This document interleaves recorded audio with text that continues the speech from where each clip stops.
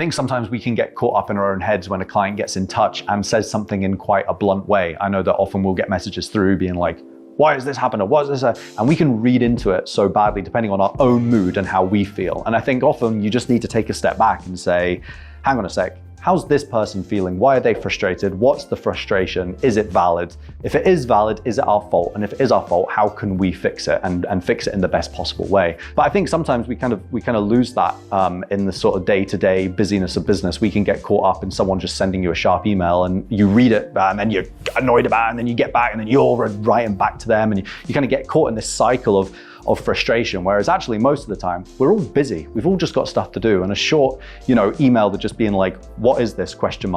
can be read in so many different ways. It could be, "Oh, what is this?" or "What is?" It's just funny, isn't it? The way you can read into things. So that's one lesson we've been learning here is like, how do we communicate with our clients to make sure that we are communicating in a way that doesn't feel like we're being short with them, and saying like, "Hey, we really need you to do this, and if you don't do this, it's really going to set everything back." But how do we do that in a loving and caring way that doesn't push them into a place of thinking like, whoa, hang on a sec, and it all kind of gets a little bit heated or awkward.